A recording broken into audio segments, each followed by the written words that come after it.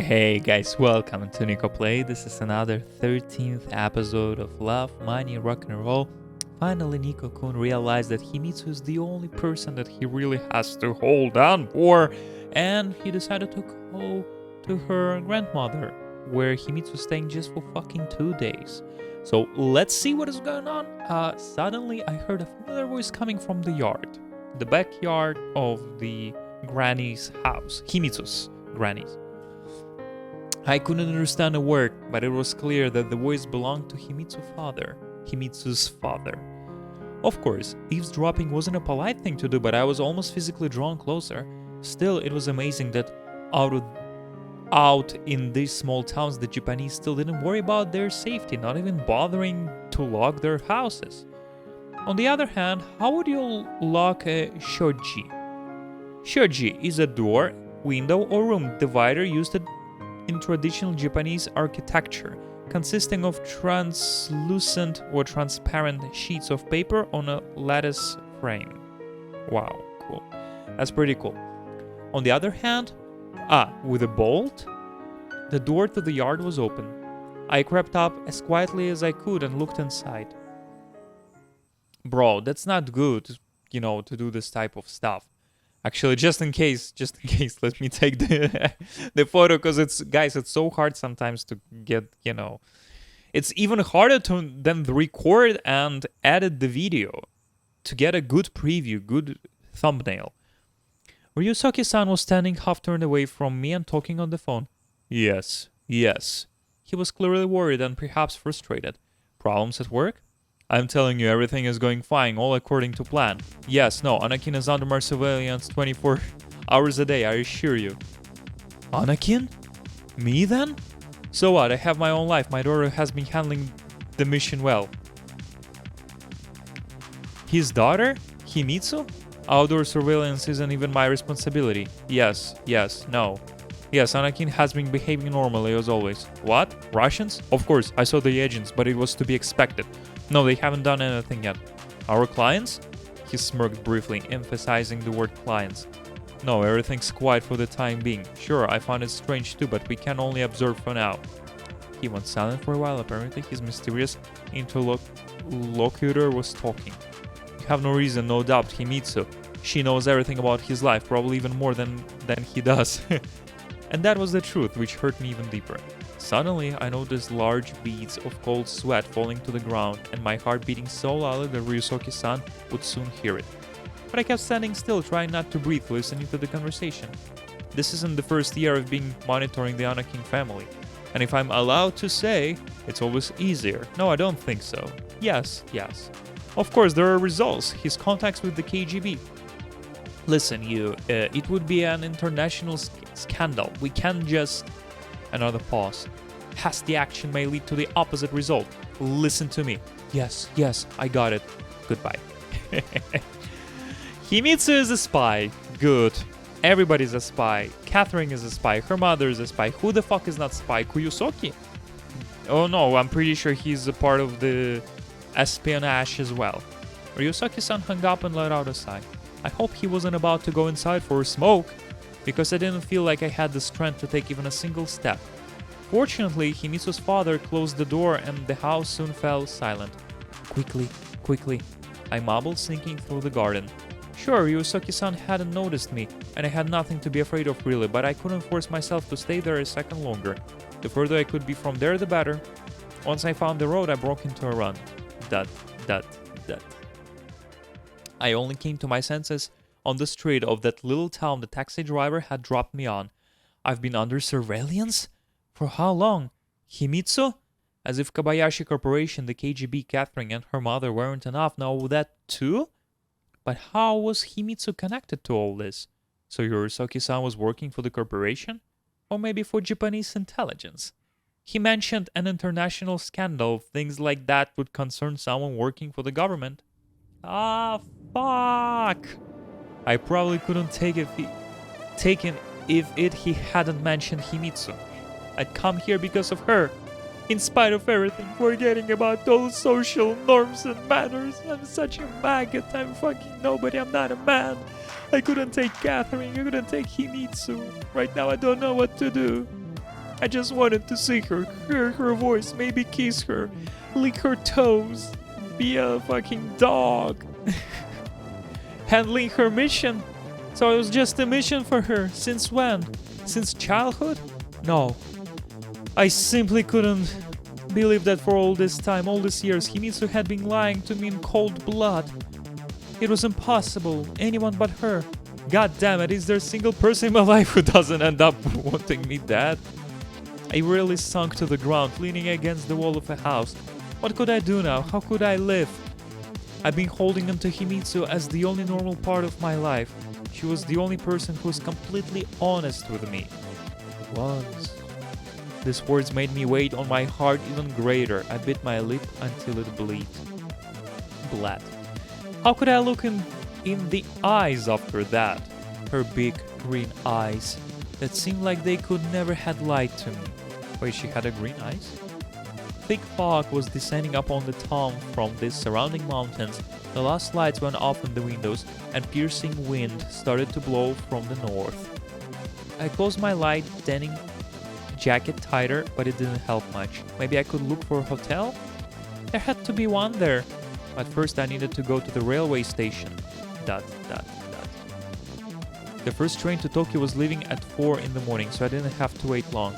I was starving and wanted to sleep. I got lucky at a compassionate station keeper poured me a cup of tea and gave me a couple onigiri without even asking what I was doing there so late all alone. Onigiri is a Japanese food made from white rice formed into triangular or cylindrical shapes and often wrapped in nori, dried edible seaweed. That's actually a good thing, I remember that. I used to eat it in a Japanese restaurant, I forgot the name, but that was good. I hope that at least he wasn't an agent of a secret service. It was a stupid idea. Why had I gone at all? But in scolding myself, I came face to face with that old dilemma. What is better, to live a peaceful life or learn the bitter truth? If I were to try and analyze Himitsu's father's words without any emotion, which naturally I couldn't do, I'd come to the conclusion he was just there to observe me. But whoever he was talking with wasn't satisfied with the results. And what kind of clients did they have? Americans? Catherine? What, was she watching me too? That would easily explain her sudden return. Although, if Himitsu was handling her mission well, being around me at all times, Catherine had chosen a very unorthodox means of surveillance, trying to avoid her subject as much as possible.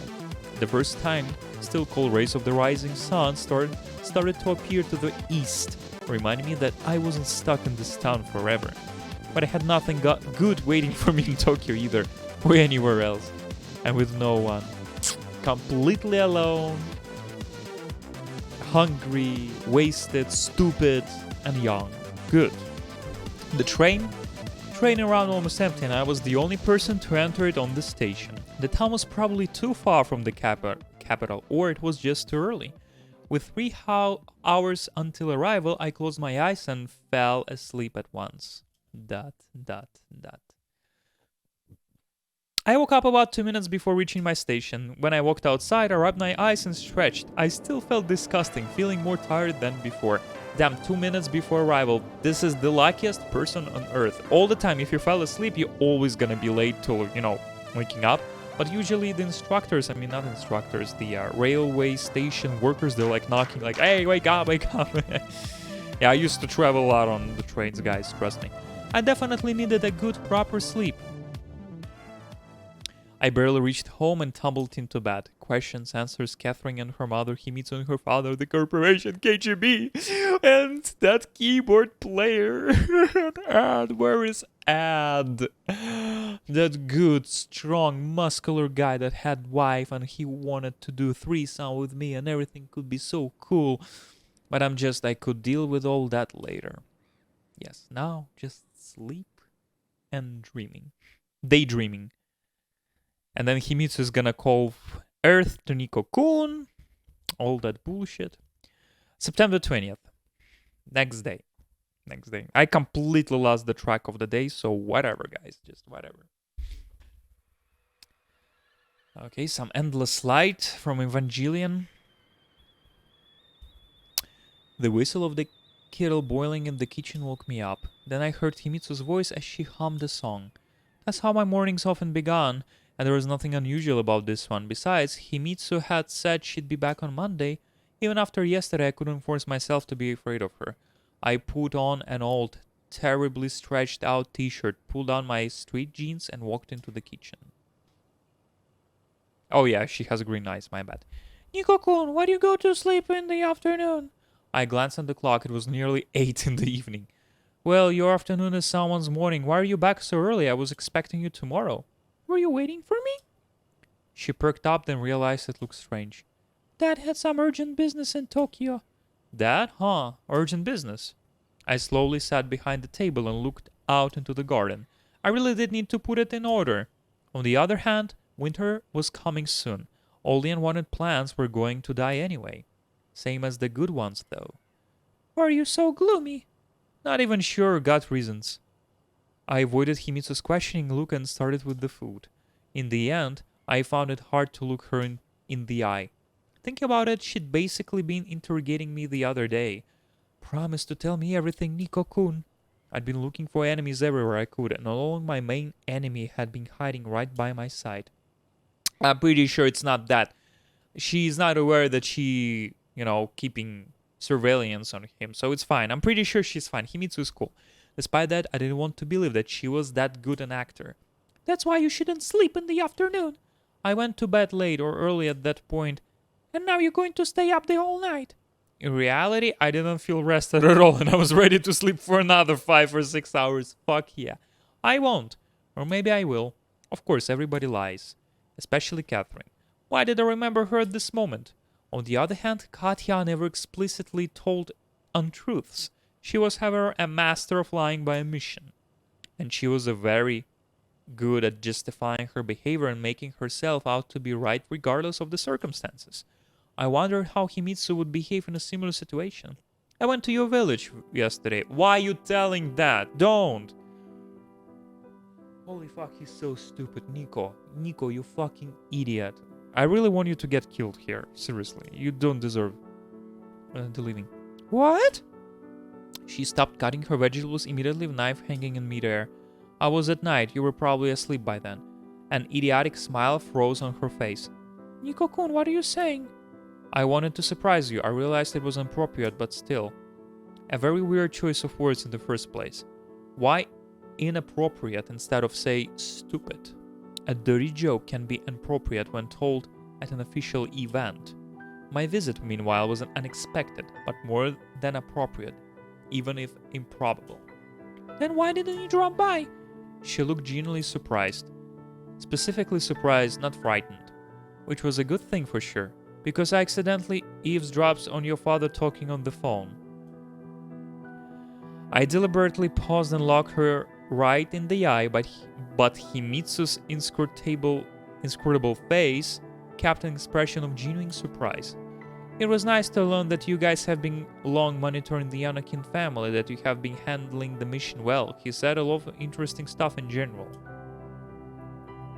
Nico-kun? Fortunately, she put the knife away. Ho, thank you. I'm just telling you what I heard. As for those going, you should be the one to explain that. Even if my father did something like that, I don't know. Finally, her lips trembled. Exactly, she has no clue. She's still a kid. She's a child. Now she's crying. Good job. Finally, her lips trembled and Himitsu turned away. She wasn't capable of lying after all. At least at critical moments. I can believe that you're involved somehow. My words sounded calm, so if we were discussing school and not the fact that her father had been spying on my family for years. Had been spying on my family. And was now spying on me. So if you tell me you have nothing to do with it, I'll believe you. But Himitsu remained silent. So it's all true? No! She shouted, threw herself to me, and looked at me with pleading eyes. Nico-kun, I'm sorry! Oh shit. It was hard to look at her crying. Hear her crying and remain composed, pretend that it didn't bother me in the slightest. So is it no or sorry? I needed to know the truth. Himitsu kept crying with her head on my knees. Okay, so she fell down, ready for the blowjob probably. No matter what, at that moment she was sincere. How long? How long have you known? Dad told me just a few days ago. She wiped her tears, stood up, moved a chair over and sat next to me. That in truth, he works for Japanese intelligence. That he is monitoring you and used to monitor your parents. But all this? Himitsu was about to fall to tears again, so I had to grab her by the hand. Only then did she manage to calm down a bit. Oh my god, who fucking translated that? That's horrible, so many mistakes. But he has been doing all this to protect you. He told me that you're in danger, and no matter what, I shouldn't tell you anything. Because that would only make things worse for everyone. I just wanted to do what's best for us. Can be true. At least she clearly believed that she was saying. I had no doubts about that. I wasn't going to betray you. Hiding the truth isn't the best way to not betray me. Nico-kun, forgive me. When did it all start? 2 or 3 days ago, maybe. I'm asking about your father, since when he was been spying on us, since we came to Japan? I don't know, but... She paused. But what? That's not all of it. I flung my arms in the air and sighed heavily. Himitsu virtually shrunk into herself. Alright. Don't torment me. Say it. Well, he showed interest in our relationship before too, and I... She forced herself to continue. And I told him a lot. Nothing important though, just some daily minor stuff. He is my father after all. All alright, like how you used to hold hands, how you used to cook, how you used to, jumping with each other on the bed, like that stuff, yes. Not KGB, not KGB. But you have to understand, I didn't know anything. I was doing it on purpose. I wasn't doing that on purpose. Nico-kun? I remained silent. I just didn't know what to say or how to react to her confession. Deep inside, I probably was ready to believe her. But is remorse always sufficient for redemption? For forgiveness? Wow, such difficult words the stupid schoolboy knows. Is forgiveness that important at all? I wasn't the one to judge Himitsu for her sins, but I have to live with her somehow.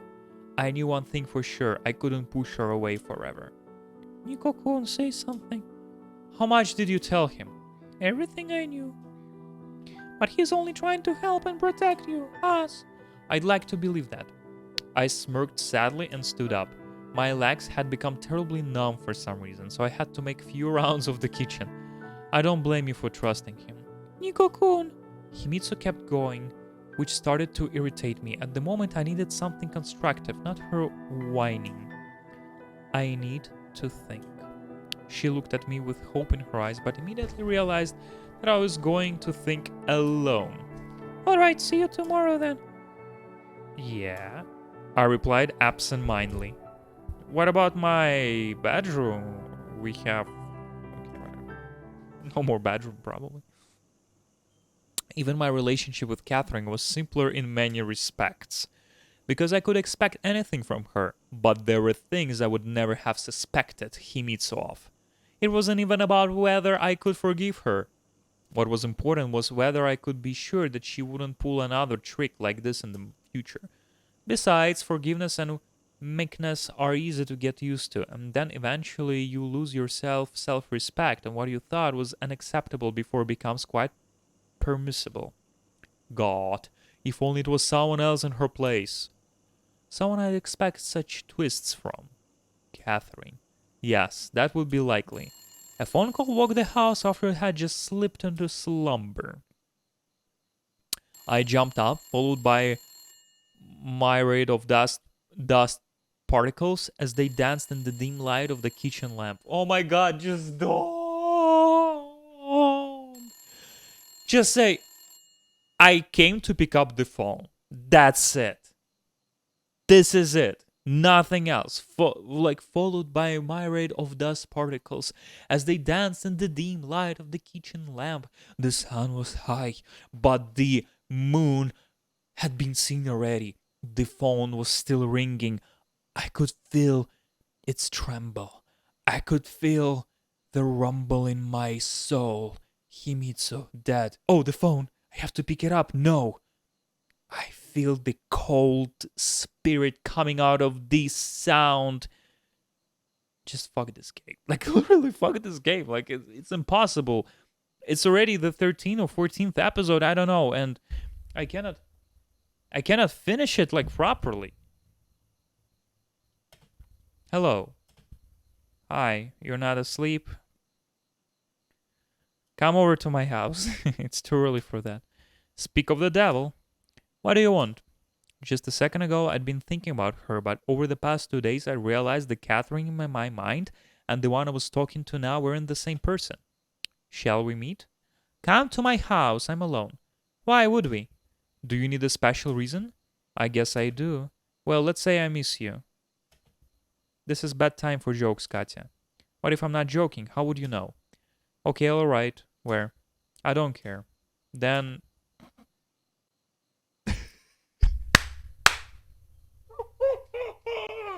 in the bar. Fucking 17 years old and 16 years old fucking in the bar. Let's go to park. Jesus, Maka, Jesus. Let's meet in park. I just wanted to get some fresh air. Okay, see you in an hour. She said, and not waiting for my reply, hung up. Damn it, this is just wonderful. What if I were to tell her everything about Himitsu, her father, Ichinose? I really needed someone I could trust, or I just wanted somebody to hear me out, someone to get this off my chest to. And since I wasn't sure if Himitsu could be that person, on the other hand, it was clearly dangerous. Oh my god. Come on, can we please finish it all? I reached the meeting point in 40 minutes, and to my surprise, Catherine had come early as well. We sat on a bench. You're early today. So are you. I don't want to disappoint you, but arriving early is normal. What did you want to talk about? I wanted to say that we should have a fresh start. What do you mean? I was startled and even moved away from her a bit. It may sound silly, but I've been thinking a lot and I realized that you are right. You know what? I realized that not even single girl, first of all, deserves Nikolai, and second of all, Nikolai himself should not be with them at all. He has to be completely alone. First of all, they're all spying on him. Himitsu just admitted. Catherine was spying to her mother. The only girl that kinda was okay is that girl, the rock and roll queen in the bar.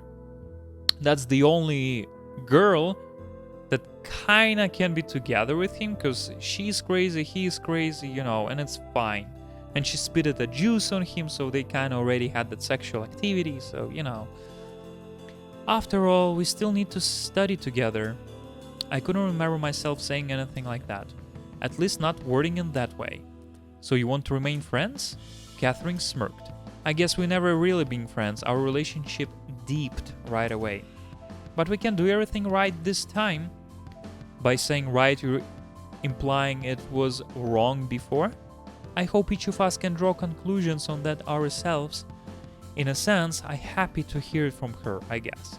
At least now I'd be able to think less about Catherine, because I definitely had more urgent issues at hand.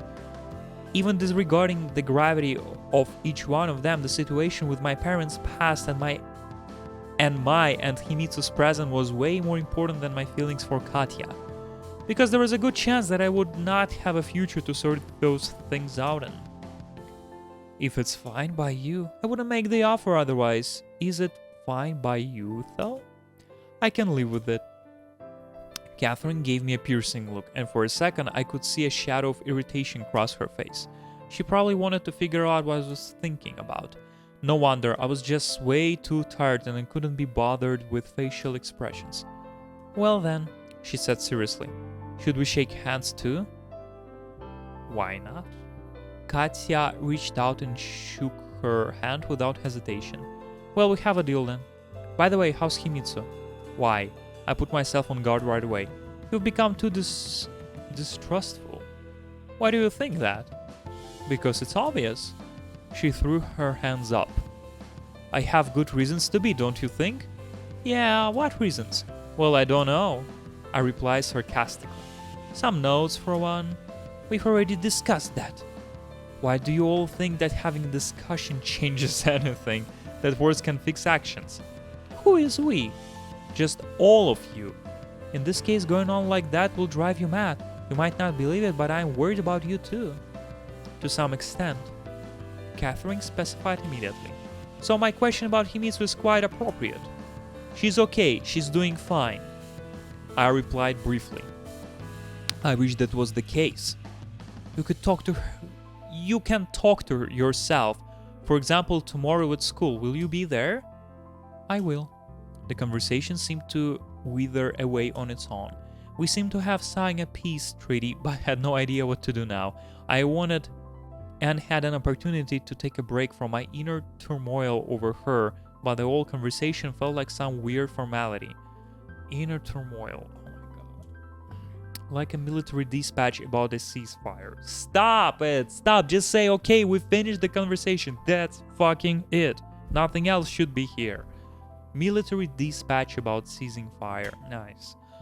By the time the news reached all the soldiers in the trenches, a dozen would have been torn apart by shrapnel. No, don't say it like that. Well, why are you going that way? I just told you enough. Enough. No, he's continuing. He's telling about the trenches, about the soldiers, about shrapnel. It was Katya's turn to break the silence. All right then. How are you doing, by the way? Fine. She smiled, a bit unnaturally, as it seemed to me. That's what you expected to hear, right? I really don't have much to tell you, though. Well, I bought a calendar and have been crossing days off with a big red marker. She has PMS, like the period, or what the fuck? Days left before the end of school year? Oh, damn. It's about school. Jesus. Exactly. Okay, oh my god. It's like rats, like crosses. Does it help? I don't know yet.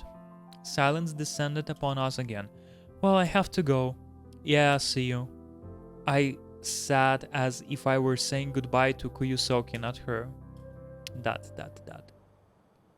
It was nearing midnight. That conversation with Catherine had calmed me down a bit.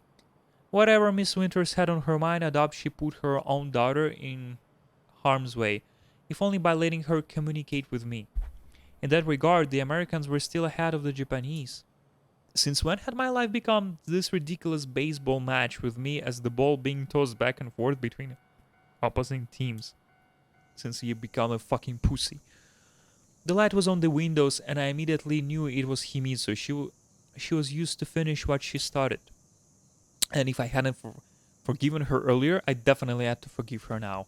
That's what she thought. That's what mattered to her. Threadbare forgiveness. Threadbare. I don't know if it's because of my upbringing or something else, but I always thought this behavior was like expecting praise from a shogun. Shogun, maybe. Shogun, officially Seitai Shogun, commander-in-chief of the expeditionary force against the barbarians, was the title of the military dictators of Japan during the most of the period spanning from 1185 to 1868, nominally appointed by the emperor who held no real power. Shoguns were usually the de facto rulers of the country. Okay, Yakuza. Modern Yakuzas, or in our case, expecting clemency. To some extent, the situation wasn't that hopeless. The death penalty couldn't resurrect a killer's victims, but a relationship can be fixed, and trust can be regained. At least in theory. I wasn't sure I was ready for that. Again. Nico-kun, sorry I'm here. I know you wanted to be alone. On the other hand, while I was deciding how to live from here on, I could take her keys. Although I had nothing to hide at home except for some dusty corners, an empty fridge, and an open bottle of whiskey on the cupboard. I would be more surprised if you weren't here. Hey! She was about to get annoyed, but quickly caught herself. I told you you wouldn't be able to sleep tonight. So you won't ask me where I was. Now I shouldn't provoke her anymore. Whatever the case, I wasn't going to tell her that I'd met with Catherine. And if Himitsu didn't ask first, there was no need to bring it up. Didn't make dinner? It's not healthy to eat at night. It's not healthy if you're going to sleep, but you just said I won't be. But it seemed her logic circuits had overloaded. Alright, relax, that was a joke. I took a new pack of tea, opened it, and put a teapot on the stove. In fact, I'm glad you came. Really? She asked distrustfully. Now, when you calm down a bit, we can talk normally. You have calmed down, haven't you? I asked and looked at Himitsu. She was sitting, fidgeting with a napkin and seemed to avoid looking at me. What do you want to talk about? About your father. Do I have a more important topic? But, Nikko-kun, I don't know anything except what I've already told you. I wasn't going to spy on you. Dot. You need to understand that I'm a victim here too. Her excuses were poor, and even although it was hard to acknowledge, even to myself, revolting. Of course, Himitsu wasn't a pathological liar, but now she was behaving like a little child who wouldn't admit her guilt, even caught red-handed trying to take a box of cookies from the cupboard. Let's say I agree that you are not guilty. Will you tell me that, you know? But I'm really not. She sang, apparently realizing what I wanted from her. Think about it yourself. Why would Dad tell me anything else? I don't know. More than that, I couldn't understand how he could drag his own daughter into all this. Maybe it's more about you than your father. Why didn't you tell me everything right away? Because we would all be worse off. My exhausted psyche couldn't withstand another crying fit. I quickly grabbed the mugs and put one of them in front of her. With chamomile, as you like. Thank you. Himitsu looked surprised. There was no real reason for that though. I always had a fine selection of teas.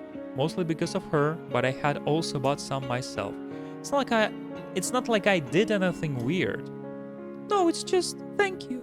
We were drinking tea slowly and probably were both happy to keep silent for a while and gather our thoughts. Naturally, I had to forgive her. Otherwise, we'd never get out of this deadlock. I was just concerned that it might give Himitsu a sense of impunity. After all, she had always been a good girl, obeyed her parents and teachers, respected her elders, was a role model for younger children, lived an almost exemplary life. And if it so happened that she was wrong about something, or God forbid found guilty of anything, it would always hit Himitsu hard. That was why my forgiveness was subconsciously so important to her. But to me, it was important that it didn't come too easily. Unlike Catherine. Catherine always paid too much attention to what they referred to in English as appearance. At the same time, she couldn't care less whenever others perceived her as good or evil. Oh my god, when you're gonna fucking finish that bullshit. That's a bullshit, Nikko-kun. Virtuous or deeply vicious, respect was all that mattered to her, and tyrants and respected as much as prophets. I assumed she didn't think about the reasons, being worship, fear, or love. In a way, these two girls represented two philosophical opposites to me, idealism and materialism, altruism and egoism, platonic love and friendship, and carnality, sexual desire, even lust. Okay. Earth to Nikko-kun. No comments. Himitsu said kindly. The tea had time to grow a little colder. I can't forgive you. I went silent for a moment and continued right away in order to avoid a cheap theoretical pause, because I wasn't upset with you in the first place. Really? She raised her huge green eyes at me and I could see a spark of hope in them. Sure, just put yourself in my shoes. How would you react? Of course I was surprised. But promise that there will be no secrets between us from now on. I promise. Promise. Himitsu said solemnly. Well, it's pretty ready. You can tell your father that nothing unusual happened at Anakin's place today. I grinned good-naturedly. I definitely will. Himitsu responded, but clearly didn't intend to leave. I'm not planning to sleep, but that doesn't mean you have to sit up with me. She hesitated, but in the end stood up. Good night, see you tomorrow. Good night. I saw her to the door. ... I hoped that Himitsu believed I had forgiven her. To me, however, this was just the beginning. Fortunately, over the last couple of hours, I had managed to calm down and come up with a plan. Without unnecessary hesitation, I grabbed the receiver and dialed the number I had memorized. I didn't get a reply right away after all. It was past midnight. Good evening. I'm sorry to bother you so late, but I need to know if Awagawa-san is at home. A sleepy voice grumbled, "You got the wrong number," and I began to wait. The telephone bell pierced the silence of my house only half an hour later. Shinoza-san ordered a delivery to this address. Sorry, you got the wrong number. Isn't this? He spelled my phone number with one digit off. No, it's my sincere apologies. Have a good night. I didn't know if petty tricks like this would work on KGB agents or Japanese intelligence, but I soon realized that Shinoza would be waiting for me at the same spot on the waterfront. And I already knew how to escape the house without attracting any attention. It was time to go to bed then. This time I felt calmer sneaking through the streets of my district. If Himitsu had done everything right, I had nothing to fear from Japanese intelligence. I hadn't noticed KGB agents following me even once, and I wasn't even sure if they truly were watching me. As for Kobayashi Corporation, who could guarantee that the corporation and Japanese Secret Service weren't pursuing the same goal? The last train had left long ago, but luckily taxis were available 24 hours a day. I just needed to dial an easily memorized number. The car came pretty fast, and less than an hour later I found myself on the waterfront. I could see the dim light of cigarette in the darkness, and a familiar slumping silhouette appeared against the silver moonlight. Ichinoza-san? I called fearfully, still afraid of having made a mistake. Okay, that's actually a good one too. Damn, he has a nice belly. Very huge and nice belly. Were you expecting someone else? He came close and smiled in an excessively friendly manner. You seem to be in a good mood. Have you been waiting for long? Does it matter? I guess not. Did something happen, Nikolai? I hope you understand that getting in contact with me over some trifling matter is risky for you in the first place. If only it was a trifle. I sighed. So, what's about it? Ichinoza-san, be honest with me. Have you told me the whole truth? Have you told me the whole truth? I simply don't know the whole truth, he replied and immediately lit another cigarette. But you aren't hiding anything, right? Perhaps at first I was worried. I definitely was. But now anger took over. I was angry as much as this old man as I was the people forcing us to be out here now, hiding in the night like criminals. I was angry at the people who took my parents away from me, destroyed my daily life, and turned me into a goddamn schizophrenic.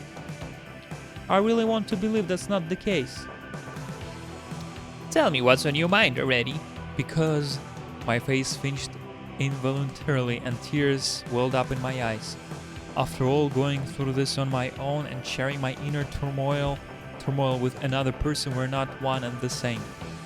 It's hard to me to think that you knew about Japanese intelligence and hid it from me. Japanese intelligence? He didn't look particularly surprised, but looked half a step to the side.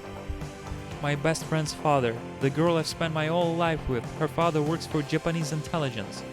More importantly, he's been spying on my family since we arrived in Japan.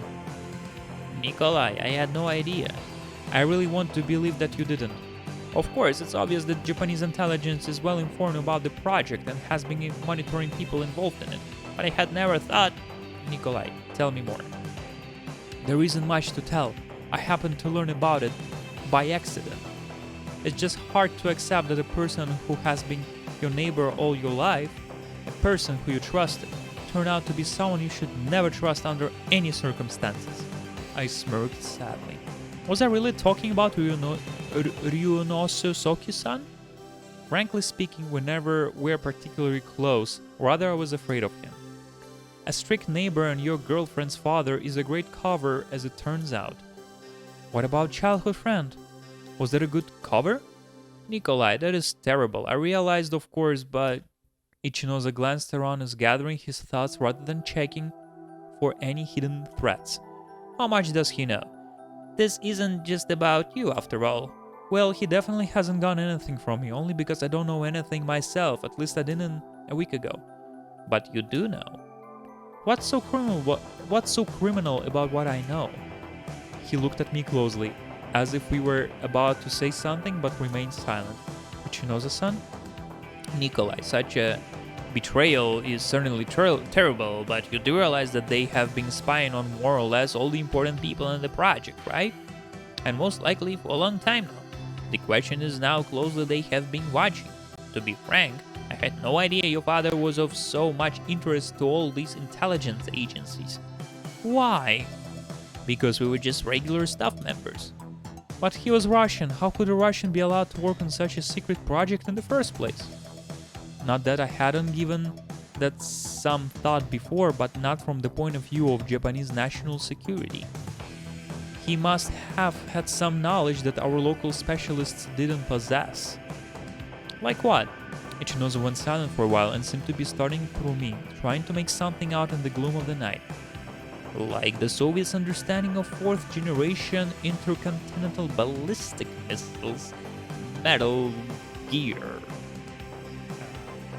Shagohod from Metal Gear Solid 3. I didn't know how to respond to that.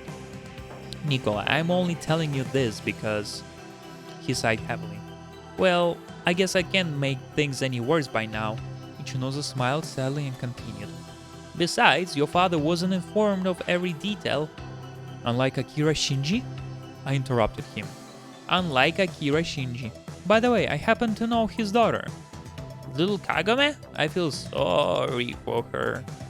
What an interesting coincidence it was that we happened to study at the same school. Well, I wouldn't call her little now. But you two are in similar situations. Except for the fact that her father might still be alive. Let's hope he is. A cold wind blew from the shore, dark. Yeah, that's how you have to read this type of things. A cold wind blew from the shore, dark. Leading clouds were approaching us from the east, bringing with them heavy rain and morning fog. Beautiful, why are you telling me all of that? It's so unnecessary. It's already late, Nikolai. Ichinozu looked at me somehow sympathetically. Late for what? From another point of view, it might be too early. And what does it even matter what time it is?